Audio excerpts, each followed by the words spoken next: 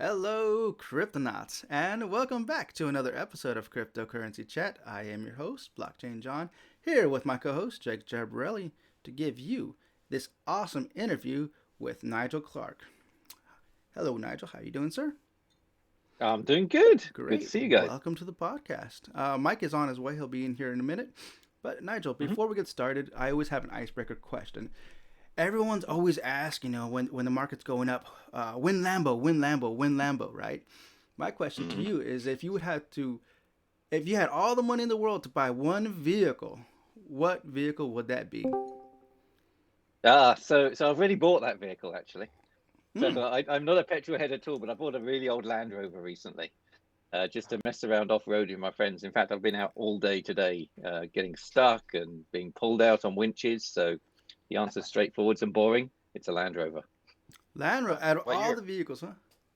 What Uh-huh. year is it? Out of all, What year? What year is it? Did you it's purchase? actually a 2000 Oh, TD5. okay. I don't really do cars. I don't really love cars. I don't. If you want me to say Lamborghini, I say Lamborghini. If you want me to say Ferrari, I say Ferrari. But honestly, it's uh, for me they're like white goods cars, except for this one. This one's kind of fun. Nice. All right, Very nice. Cryptonauts. We do have Nigel Clark on the podcast. He is the Senior VP of Partners in Industry at Hedera Hashgraph. Nigel Clark is a proven technology executive, having been a global senior vice president and two cloud software companies sold for a combined value of $1 billion. He joins the Hedera to lead the organization's industry and partners go to market. Previously, Nigel was with Oracle, where he led the creation and go to market of cross industry solutions anchored in blockchain, IoT, and AI. Prior to Oracle, Nigel was with Accenture Digital, where he led sales and consulting for the Austria, Switzerland, Germany mobility business, as well as heading the product industry mobility sales go to market across Europe, Africa, Latin America. Before Accenture, Nigel spent 9 years as SVP Worldwide Business Development at Click Software. Wow. You definitely have yourself an amazing amount of experience. You've been doing this for a long time, pretty much Sure have. as a lead role, right? Now, Yep. obviously, we know a lot of folks know what you do now, but hmm does anybody know what you did back then when you were like in high school or your early college days? Can you give us a little background of who you were back then? Who was I back then? Then I was going to be a really good golfer. Oh, really? No, I was. Yeah. So I was very fortunate. I went to a pretty good university. I went to an Anglo-European high school into languages and things like that, and then I got to St Andrews University. St Andrews is known for golf, so I got really into, as well as studying French, international relations, business, that sort of stuff. Actually, I did half my finals in French in Grenoble, which was great because I spent most of my university either playing golf or going skiing in Grenoble. So that was pretty much my university life. I had a great time, and then from there I fell into high tech actually, and had a couple of before click software and all those things that you spoke about. I actually had fun with a startup straight out of university with some guys from CERN and the Super Collider project, as was Oh, out there in wow. Dallas. Wow. Yeah, we had as the start of the commercial internet. We had our ponytails as I was able to at that stage, and our open sandals, and we were cool, funky, and going to decentralize the world. So Ah, decentralization is not news to me, by the way. We were moving out from closed systems and built a whole loosely coupled rule-based platform, and yeah, with the guys from CERN and that, and it was we were pretty cool then. So yeah, so golf, skiing, and early moves in tech, I guess you'd say. So there's no cars, there's no sports cars involved in there. You weren't drag Nah, racing, you weren't on the nah, track. no, no. So Well, actually, I'm quite a big sailor. I a was I was sailor. really into my sailing. Yeah. Really into sailing. So racing. I raced small boats, international moths, if people know those, foiling international moths and things like that. And then now I race fireballs and big boats. But I've always been into Hmm, my oh, sailing, so that was the thing. interesting. Interesting. Now, let's see here. I think I was reading on your bio that you started up some early internet companies that didn't actually make it. They actually failed. These Yeah, were your early little projects. Now, how did that go about? What even made you think about getting into the internet industry early on? And how early are we talking about? We're talking late 90s. Straight out of college almost. I did a couple of things and straight out of college, did straight into startup world. I've always been a startup guy. So as I was sort of just mentioning previously, I had some friends who one's particle physicist, the other one was just doing his PhD, and they were involved at CERN and on the Super Collider project, and we just sort of got together and saw the opportunity with the rise of the commercial internet, and pulled a whole bunch of technology together and had a whole lot of fun. But you learn a lot from doing these things. There's no shame in failure, by the way. It's a fantastic thing, as long as you learn from it and you move on. So yeah, we were on the beach, our surfboards in the van before the real wave hit. The one thing I learned was don't be too early. So we did a few of those. Awesome. So it was fun. So that's your two satoshis. That's your two satoshis for the listeners and viewers out there. Don't be afraid to fail. Absolutely. And it's not a failure. You always learn something. And what I learned was, you need to find a way to stay in the game, because everything we were doing turned out to be right. We didn't know we'd actually built web services at the time, but you have to stay in the game and just learn every time. There you go. Now, currently, where are you living? I live on the east coast of the UK. UK. As close to the sea as I possibly can. And that's why you hit the waters, right? That makes sense. That's exactly why I hit the waters. Exactly right. Yeah. Actually, rather strangely, I live pretty close to where I was brought up on the East Coast, but I'd lived in Paris and lived in Scotland between. So somehow, you come back, you have kids, and this is where I live. Nice. And you have yourself a family. You're there at the house. It looks like it's very dark for the folks out there. This is what I like about the internet and crypto in general, is that we're able to connect. You are on the other side of the world, while I'm here in beautiful sunny California, where I'm about an hour away from the beach side. And it's dark because I live in a cottage, as you might call it, a small cottage. It's actually built in 1390. Oh, so wow. Yeah, 600 years old. So you can imagine what that's like. So it's So we don't really have anything like that here. We don't have any 600-year-old homes in the United States. That's pre-Armada, by the way. Exactly. A person that's so involved in tech, living in a cottage, that's so bizarre to me. Like, what's the connection there? Your home is that your detachment from tech? Yeah, I guess so. I've always been fascinated by history and a sense of belonging. So the university I went to has a real, I don't know if you know much about St Andrews University, but it has a real sense of history and tradition to it. And I was brought up in old houses, and I naturally gravitate towards old houses. So All right. It's I feel like I'm the custodian of the current house, should we say? Now, obviously, we're connected because we want to talk about Hedera. But before we get there, I want to go just a little further back and talk about Click Software and Accenture and how you actually got into those industries. Yeah, so Click Software. So we spoke about the startups I had. Actually, one of the guys from the startup came across Click Software and actually introduced me to them. And I then came and joined Click Software via that introduction. And then from there, built the relationships with IBM and SAP, etc., and spent 9 great years until we exited that to Francisco Partners and then on to Salesforce. So, and then from Click Software, once I left that, because I built a big relationship with Accenture. We had hundreds and hundreds of people effectively implementing Click Software, etc., and we were one of the leaders in the workforce management field service space, cloud space. I moved over to Accenture because I knew them very well and helped. Was one of the first people into Accenture Digital at that stage, which I love. I've always loved Accenture. Accenture, about $50 billion, something like that. They were Arthur Andersen previously. For those of you who don't know Accenture, for those of you who do, it won't be news. Many hundreds of thousands of employees. They're actually the world's largest digital agency. But at that time, they were just setting up digital.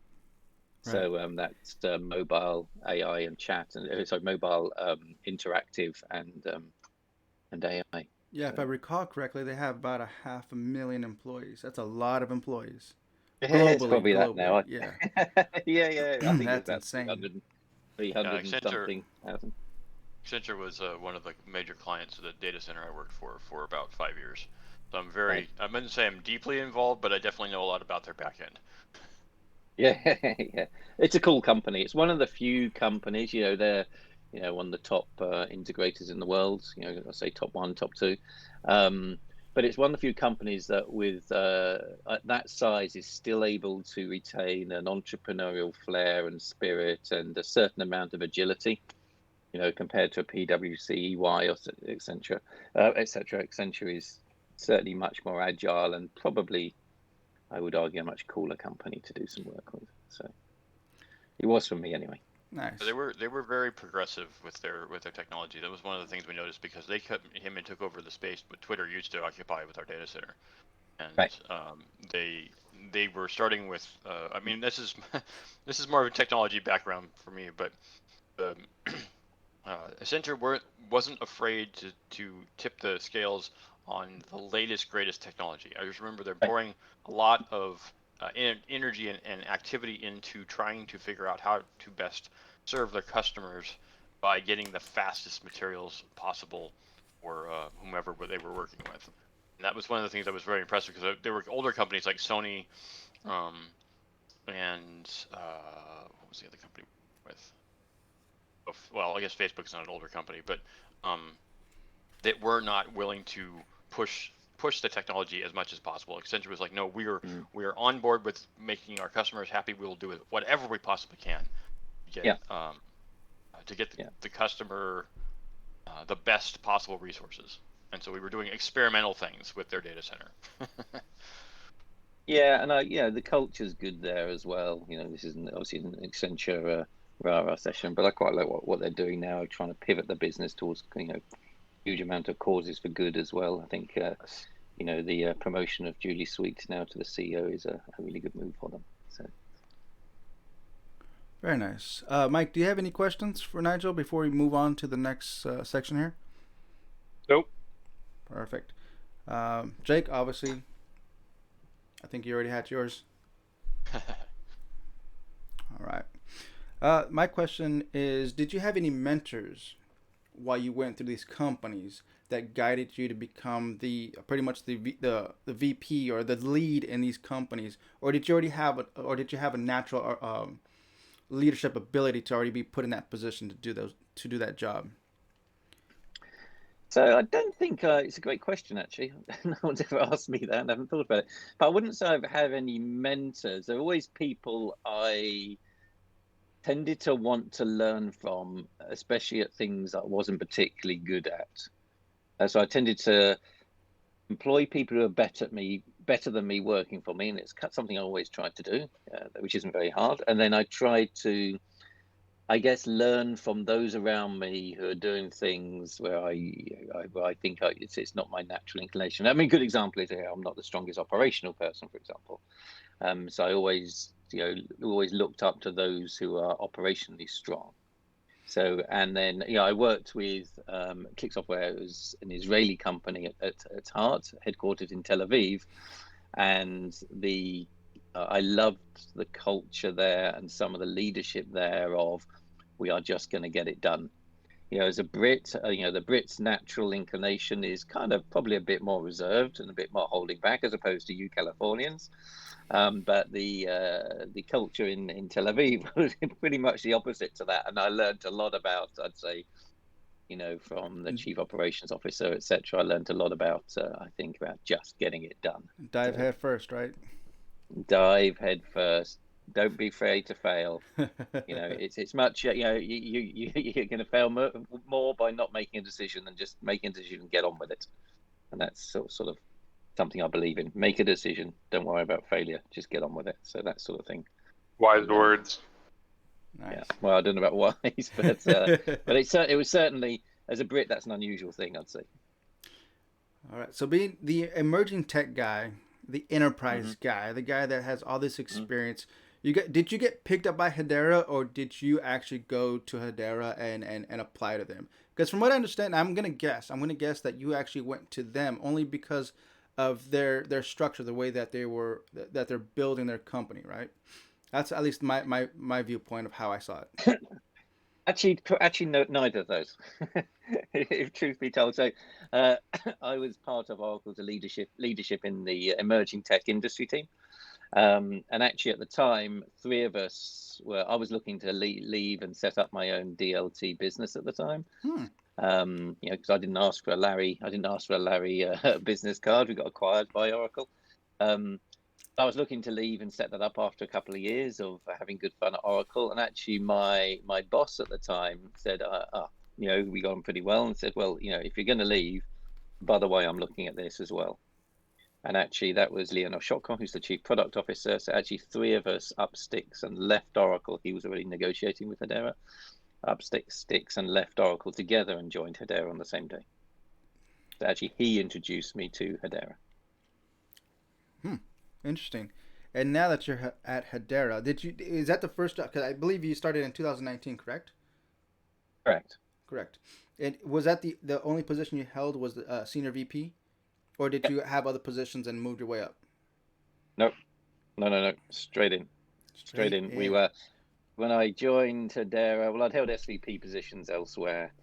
When I joined Hedera, we, our entire focus was, or Mance's entire focus was to put a team together that was a mixture of both crypto natives. So you had the young, agile, gazelle-like people, if you like, as well as people with experience building a truly stable enterprise software company that's going to last for the future.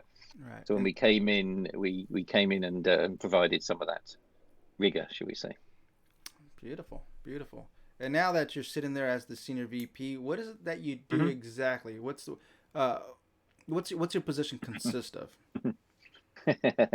as with any fast-moving small business, pretty much everything. But, right. The headline is I'm laser focused around a few things. I'm laser focused around building our partner network so that the company can scale. And for me, those partners are systems integrator community. It's something I've done all my career. So we're building great relationships with some fantastic small and large systems integrators. We're trying to build that nice sort of mix of the two, because there are some organizations that like dealing with the big boys. There's some organizations that like dealing with a faster moving, small, agile organization. So we're building a great community of systems integrators. The second sort of organization I'm focusing on are our enterprise application partners, because believe it or not, DLT actually, and here's a learning. When we first started engaging with Accenture Digital, the mantra was the old core is no longer relevant. The new edge is all that matters now. Now roll forward about 18 months and so everyone went, actually, the new edge drives innovation at the core, but the core is not going to go away. So you've got to link those two things together. And by the core, I'm talking about enterprise systems here. Your ERPs, your CRMs, your EAMs, your HCM. So things that run the line of business for an organization. So Hedera, we're focused around building those systems integration partnerships, building all of those fast moving industry solutions and dApps. But for me, also building those enterprise application partnerships where we can extend with Hedera and start to really build stuff at scale. And then so that's system integrations and enterprise apps. And then the third area is technology partners, organizations that complement our dev team, where we engage them in order to be able to build some of our core services. And we're doing some great work around that, as you may be aware, with our roadmap around smart contracts, our token service that we did previously. I mean, there's some fantastic work that our partners are doing with there. So they're the three sorts of partners that I focus on day to day. And the other area that I focus on is pretty much anything to get our council members moving. So industry solutions with those council members, where I introduce our systems integrator community to help them be successful around the utilization of the network and recruitment of council members. The first time I've heard of Hedera was I saw this logo, the H logo, the Hedera logo, down at the bottom of the page within the Celsius wallet, right? Because staking was going to be a feature brought onto Hedera. That's still not implemented as of this moment, but Right. it's in the works. From what I understand, there's a lot of regulatory Sure. that needs to be fixed, right? Um, can you tell me what Hedera is for the folks that you kind of hinted what it is, but can you just give a little more detail of what Hedera Hashgraph is for the folks that have never heard about it and this is the first time that they're hearing about it? Those who've not heard about us from the DLT world, or those who've not heard about us, full stop. But from the for those who don't know Hedera as a layer one network, so Hedera, we set ourselves up to be an enterprise grade public network. We call it the trust layer of the internet, and we've been, as I alluded to before, we've sort of brought together a range of crypto natives together with enterprise people, and have slowly building a set of capabilities that we believe was going to last for generations. This is a marathon. This is not a sprint. So lots of people have gone out there and built liquidity pools and built staking and things like that. Hedera absolutely could have done that a long while ago, to be perfectly frank. But Hedera as a global public ledger that is extremely fast, that is extremely secure, that is extremely stable, and that is governed, and those four key cornerstones, those four things are vital to everything we do. We've been very deliberate in everything we do. So Hedera is a global public ledger that enables people to build decentralized applications at scale, at speed, incredibly fast, incredibly low cost, incredibly stable, and incredibly secure. Beautiful. That is so ingrained to all the Hederians around the globe. Everyone that I talk to, it's not a race; it's a marathon. Everyone I talk to about it, that's the response that they give. It's not about it's a 100-year vision, right? It's a 100-year vision, and we have been very, people have criticized us, let's be honest, about being so-called centralized, or frankly, every network has some level of centralization.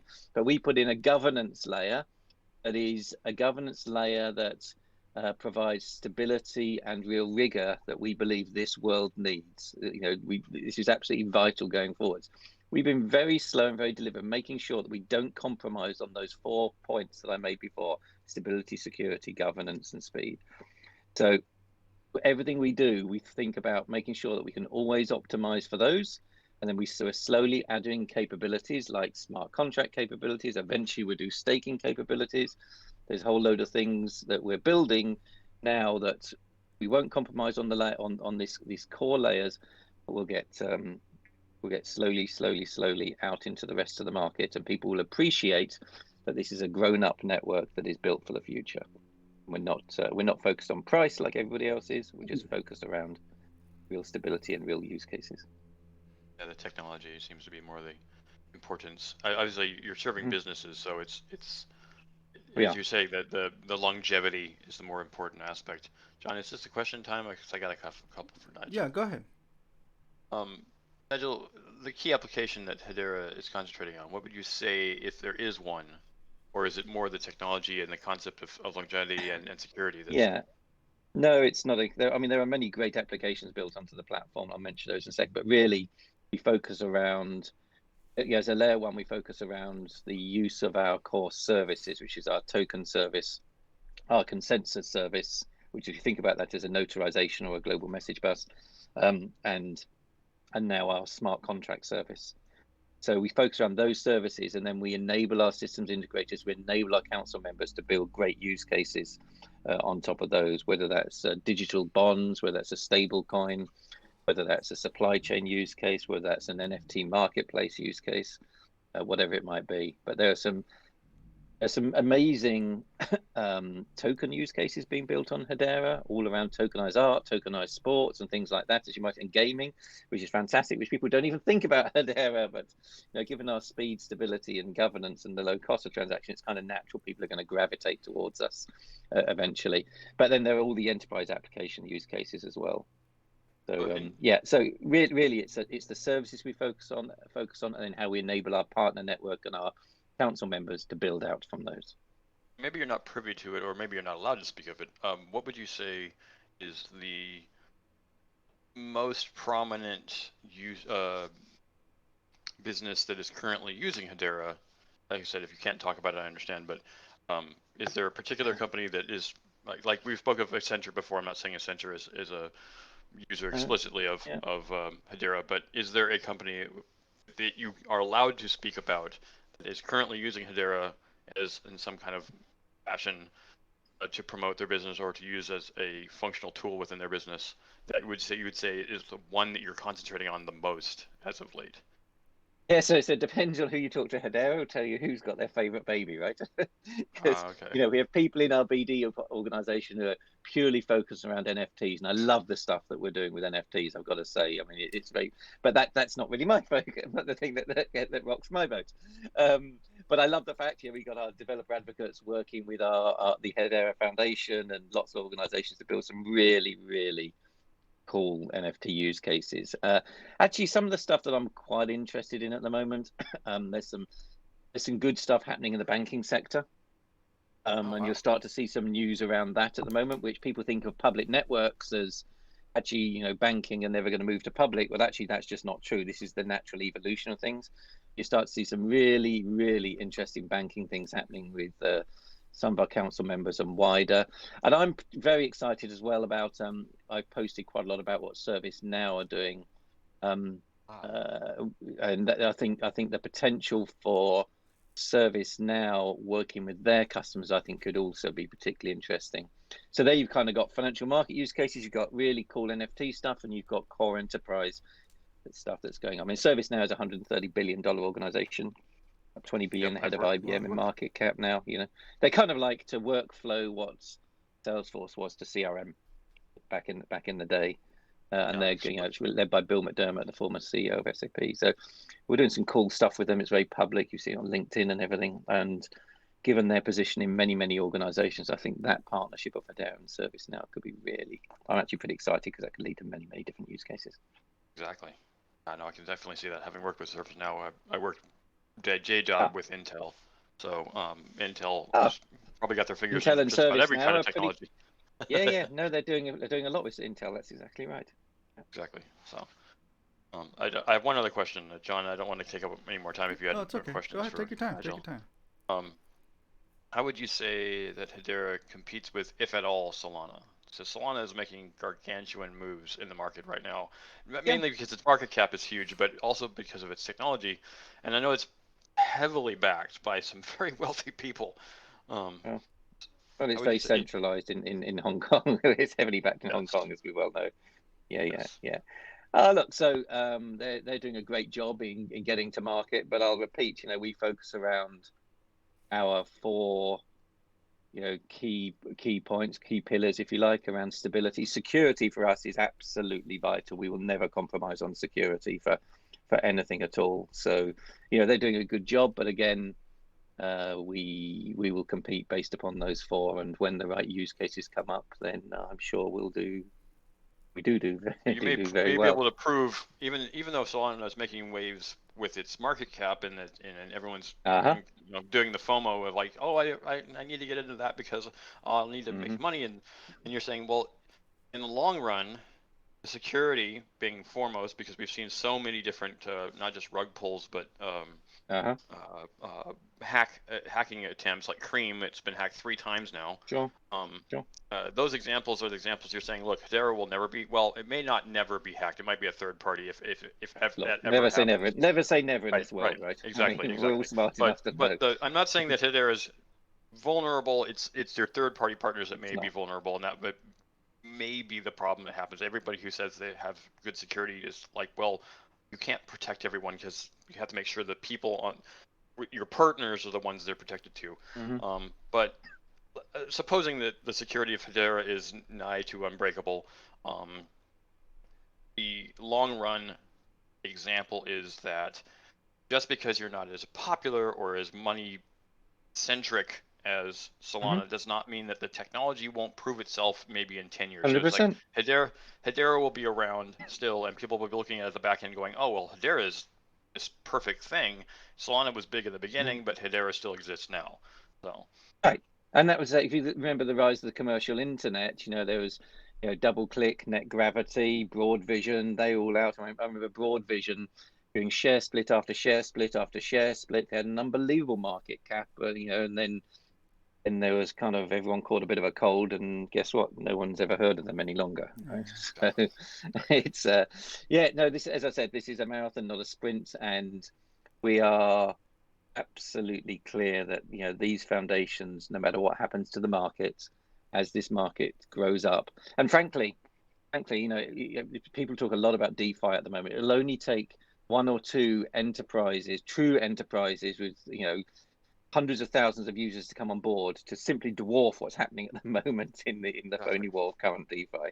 And the same is true of pretty much every single use case. So we're very confident, and congratulations to Solana and their market cap, but we will not compromise on what we're doing. Cool. Well, and at the end of the day, I'm sure the market will work it out. Go ahead, Mike. You had something? Nope. I was just agreeing. Right. Nigel, as you know, NFTs are a thing now, finally on Hedera. Now, traditionally on blockchain, what you do is you tether the UTXO to something like an IPFS where you can pull the metadata from, right? And create an NFT per se. How does that work on Hedera, considering that there's no blockchain, so how does it work? Well, Hedera has got a native token service that supports the minting, the creation of NFTs. It's as simple as that. I mean, it's a native service on the platform. So we're working with many partners who are building out layer 2 solutions as well on Hedera. So it'll work that way. So both ways. So I want to reiterate that because I want some clarity. I want to understand this. You're saying that there's a single company that allows the creation of NFTs. So if you want to make an NFT, you need to go through this company. No. The Hedera network has a native service. Okay. So it allows you to create NFTs, and then people are building solutions or building their own solutions on top of that. In the same way as you can, there's no single company, there's no centralization in Hedera whatsoever. It's just a native service. Our token service, our consensus service, our smart contract service, and native services on Hedera that you can then go and create the NFTs, and off you go from there. Then people building, art and token and sports tokens and doing all sorts of things from there, building their own tokens on top of that. So there are other people building and layer 2 solutions as well. So as senior VP, are you actually gathering all the news that's going on within the Hedera ecosystem? Because there's so much going on. Are you able to keep up with it, or are you just concerned about what's going on up here? Because it's now, just like literally a year ago, it wasn't like this. Right now, it is. Every morning I look at Hedera and there's a new project coming out. It's like, whoa, what is going on here? I can't keep up with them anymore. No, we can't, which is why it's important that we build out this ecosystem of partners. Because if we think about how we're going to scale, we're not going to add hundreds and hundreds and hundreds of people ourselves. Our whole mantra is to decentralize and decentralize and decentralize. And as we decentralize the organization, whether that's at the council level, whether that's at the BD level, whether that's at the technology level, we'll build out more and more decentralized organizations. But at the same time, we have to build out this whole community of partners going to be able to implement these solutions. And all the news, I couldn't even tell you probably 5% of the things that are happening on Hedera at the moment. I know what's happening from the product angle. I know what's happening with the majority of our partners. I know where we're trying to go. But could I tell you everything that's being implemented on Hedera? Absolutely not. Every single day, we get a bit of news in and say, someone's created this, someone's created that. And you go, wow, I had absolutely no idea people were doing that. Absolutely no idea. I mean, it's mind-blowing. It's one of those things you better look back and go, crikey, did we really create that? Manson Lehman had a vision, way back when, I say way back when, 4 or 5 years ago. And that vision has turned into Hedera, and that has now turned into a network that is getting more and more decentralized with thousands of people around the world building amazing things. And I'm even some of the stuff that's coming out of our council members when they start to talk about building new exchanges on Hedera, whether that's a commodity exchange or whatever, is mind blowing. When they start to talk about all the stablecoin stuff they want to do, when they start to talk about how they want to build connected devices use cases around IoT. I mean, I'm from an IoT background, but I just love what's going on. I mean, it's mind blowing. So absolutely no way can I keep up with everything that's going on. No way, but I love it. Mike, Do you know of anyone compiling a list for all the stuff being built? And if so, where can that be found? Yeah, talk to Brady and Zenobia. He can. Okay. They've probably got as good a grasp on who's doing what. They won't have everything that's going on. I mean, some of the stuff that even just some of our SI partners, we just suddenly find out, oh, I'm working with them. I'm building a new IoT layer 2 to sit on top of Hedera, or I'm building a decentralized bond, or I'm building goodness knows what, but just building an art marketplace. Oh yeah, that's marvelous. So I've built a competitor to OpenSea. Marvelous. I would love to see a Hedera newspaper and newsletter about all the stuff around the world going on with Hedera. No, we don't actually have one of those. That's I wonder how Christian and Zenobia. I'll talk to Christian and Zenobia and see how they best get that news out. But frankly, we sort of let the community do a lot of it. We pick up as many of the hot things as we possibly can. But yeah. Yeah, that would actually be a pretty good idea there. What's hot? I was thinking that since we're kind of at the podcast group, a news organization, something that we would probably be kept up in. I don't know, Nigel, if you've seen it within the Discord channel for C3 Media, we actually have a section entirely dedicated to Hedera. So, do you? No, I did not know that. It's something. We have several different coins that are explicit within our Discord channel, and we've been keeping tabs on them explicitly. I'd say since John got into any one of these particular coins, we, of course, Mike and myself as well, if we weren't already involved in it, we're also buying up and keeping tabs on aspects therein. Now, I don't obviously curate a magazine on Hedera, but that would be something of interest to us because of us as a media company are interested in the continuation of whatever people are doing. Now, as you say, if Hedera is involved in thousands of different projects, it might be hard to track them all. I don't know if anyone can even do that, but like maybe a general topic listing, like a wiki page or something that would just manage, like, okay, well, we're involved in these 15 different types of projects, and within that, the wiki community can add their projects to it. There are a couple of people you should. There are a couple of people you should talk to. So you should. I don't know if you've interviewed Alex Russman yet in the Hedera HBAR Foundation. Okay. So Alex heads up everything to do with NFTs. At the moment, he comes from Engine, and some of the stuff he's doing is so exciting, and the whole community he's involved with building there. I think that would be a really, really interesting conversation for you to have with Alex. You should also talk to. We're doing a heck of a lot around the sustainability space at the moment, and there's a gentleman called Wes Geisenberger. You should definitely talk to Wes about the work we've done with the IWA and sustainability there. I think that will be a really interesting area because that's now becoming. So NFTs are obviously hot in the whole crypto space. No doubt about that. And NFTs, then we'll then start surfacing within the fabled metaverses at some point soon as well. I'm sure we'll see it. You can't avoid it, but yeah. But I think sustainability and carbon credits and things are something that play into pretty much every single business going forward, and so. I think that would be a really interesting conversation to have as well. That's a good point. It's actually said I spoke with a friend yesterday about looking to try to form a company that will recruit people into roles for other companies that are working with these various things. And they're telling me that basically you think the direction of the industry is sustainability and carbon credits, then that's something we probably need to concentrate on. But I wasn't thinking, obviously, the one thing that Mike commented probably a year and a half ago was there are so many things in crypto you literally cannot wrap your head around it.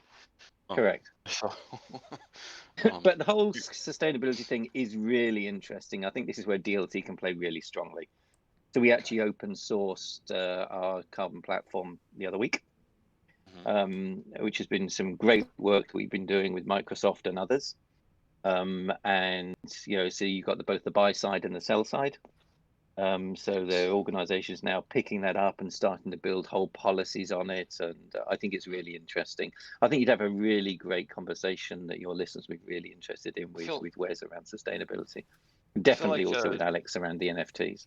Crypto has done something like what happened to personal to me because I've worked for Intel, but what happened to Intel in the graphics industry, not graphics, the ARM chip processing sector, where mobile phones were using ARM, and several companies picked up on this very early on, and we've got some amazing processors. But Intel, being one the largest chip manufacturer in the world for decades, was blindsided by the ARM industry, and they just did not follow it at all. And now they're really, really, really far behind on it. And honestly, the point where they're just never going to break into it.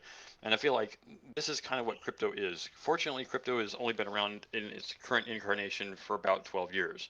And obviously, in the last 7, it's taken prominence.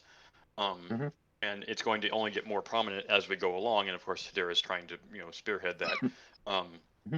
And I can see that, like you mentioned, Microsoft, and of course we've already spoken about other larger companies as well. They're all feeling slightly blindsided by this quote-unquote new technology.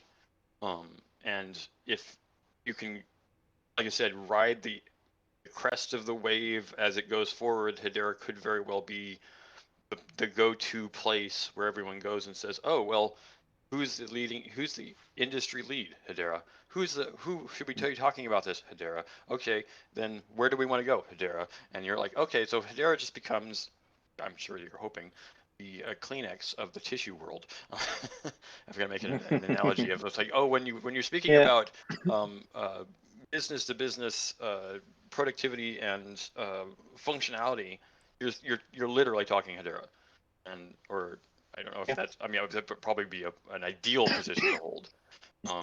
But I think that's what you're going for with the longevity ideal. We are no doubt about it.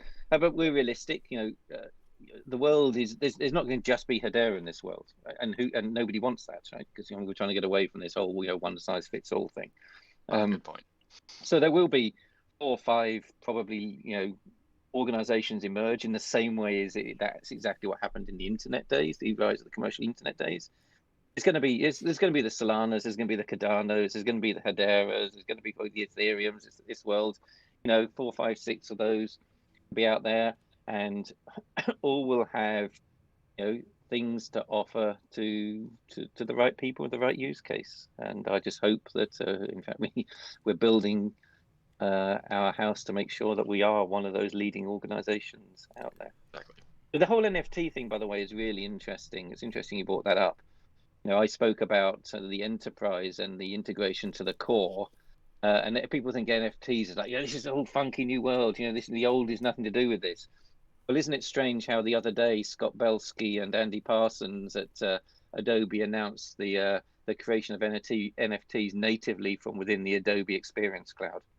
So here's a good example of how some of this new cool stuff is actually coming into core enterprise tooling already. Exactly. I just feel like it's a technology that needs a good front face so that people can recognize, so that when they want to finally address the issue, they don't feel completely out of sorts. They feel like, oh, I can talk to this company that knows a lot about what they're doing, and we can get into it immediately, and that company will help us handle ourselves in that space. The crypto space is this new thing. Nobody really fully knows how it works, but Hedera could be that contact bridge. to the bridge, exactly. From the old to the new, from core to edge. I believe that is absolutely that's absolutely a valid point you make there, and I think that's absolutely where Hedera could fit very, very nicely for sure. But we want this, so but I just love this crypto world because some of the new stuff, some of the innovation that's happening by the crypto natives is just completely disrupt what's happening in the enterprise, and quite rightly so. Quite rightly so. I mean, it's been stuck for ages. It's so slow. It's like swimming through syrup sometimes. But some of this fast-moving crypto stuff is fantastic, and it will drive new innovation at the core for sure. Absolutely. So There's so many opportunities within the space, even within the space that's already been developed. I was thinking in particular a project I saw recently where a group was trying to best Uber at its own game. Right. And it was like, okay, so Uber was trying to best the taxi service at its game, Yep. and in a sense did. But it became large and bloated, and people are struggling with its functionality because there's still a middleman. But crypto will take that middleman out. Yep. And so this other company was looking at the possibility of literally competing with Uber on its own premise by taking Uber out of the equation and still basically facilitating the functionality of what Uber is trying to provide, but by getting rid of Uber itself. Yep. Brilliant. So, and that's the sort of thing we love. People sort of the speed of innovation just increasing. When Uber was seen as fast moving and funky, let's say 4 or 5 years ago. But it's like they're now old. Disruption of the disruption. There you go. Yeah. Nigel, I've said many times over and over again in many podcast episodes, and even in just regular hangouts, that it's all about the community. Without the community, projects do not succeed. And so it's perfect timing that NFTs were integrated into Hedera to allow developers and just regular people that just want to be able to express themselves digitally, utilize a network such as Hedera in comparison to Ethereum that's going to charge you $200, $500 to create that transaction. You're charging a fraction of a penny to create the same exact NFT on Hedera. So that's great. Right. Another thing that came out recently was Hashport. Okay, Hashport, and correct me if I'm wrong. This is from my understanding what Hashport is. It utilizes the Polygon chain to connect Ethereum assets to Hedera, right? Correct. Right. So that means, am I able to transfer NFTs, or is it a certain type of So it's just not yet, but you will be able to for sure. Very, very, very, very soon. That's the team are working on that exactly now. So yeah, I mean, Carl and the team have done a fantastic job there, to be honest. So we're very excited about the work they've done with. Would you happen to know what we're able to transfer? Is it going to be like ERC20s, ERC720, 721s? What is it? Everything, or are we limited to the amount of things? Not yet. It's just limited to those at the moment. But there'll be more and more functionality coming along within a short space of time, shall we say? Okay, good. So it's pretty limited just right now, but it's the first one. But we're super excited by it because, I mean, Carl and team have done a fantastic job in getting, the validators on board. So, there's people like Lime Chain, DLA Piper, the HBAR Foundation, I think Chainlink are on board. It's lovely what they're building there. So, yeah, so more and more functionality is coming along. So just watch this space with that. So it's the first time you've been able to bridge between different worlds between Hedera and, in this case, Polygon. Yeah. Right. And Polygon is networked with a lot of other chains as well. So I'm just going to randomly guess that they're going to utilize all of those other chains too to port into Hedera, which is amazing because I mean you're using all these blockchains that are charging you hundreds of dollars to create a transaction. You can port those over using Polygon into Hedera, right? That's great. No comment, but yeah, you can imagine the possibility here of where the BCW team are looking to go here. So we see interoperability as being obviously important, and again, we could have done this sort of thing ages ago, but we have to get the architecture right, and again, not compromise on the core tenets of Hedera. So. Yes, we didn't move as fast as others there, but we deliberately put restrictions on things, and this market is only just beginning. Want to get it right the first time, man. Yeah. Yeah, exactly. For Hedera's obviously still a new project, and there's a lot of new things being built on. Mm-hmm. Would you happen to know off the top of your head which is the good product out there for somebody that doesn't know how to use Hedera but want to be able to utilize it? Just something really simple. Yeah. Yeah, I'll just use the Hedera consensus service to do notarization, or just, in fact, the one thing that people love about Hedera is the ability to simply integrate and simply get things up and running. So the two core services, soon the new version of smart contract, but the Hedera consensus service, being able to just integrate that into an application and just being able to notarize or prove that a transaction's happened is very simple and great. And you've seen that ServiceNow have done that. It's great that Entrust in Australia did it to prove the provenance of wine, which is something very close to my heart. To prove that there's no fake wine, etc. So that's fantastic. And then the token service, just being able to very quickly integrate to the token service and create tokens is something that's really nice. And DLA Piper have done a super job there with the Toco platform.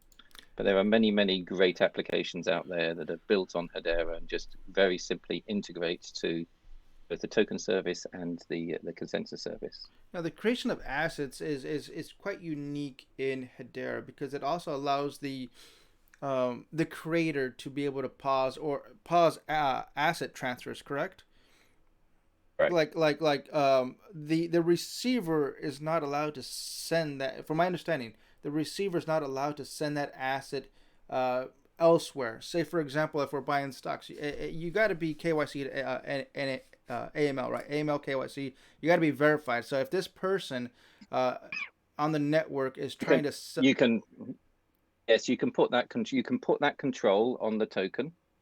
And pause it and enforce KYC exactly and AML. Yeah, that's what I understood. Okay, yes, you can put that control on it, which is fantastic. And by the way, this is something again that people haven't necessarily liked in the crypto world, but if you look at Hedera, accounts are KYC'd, AML, we do fact checking on the network, so all of these core things are vital to us. Beautiful. Any other questions, Mike, Jake, before we wrap this up?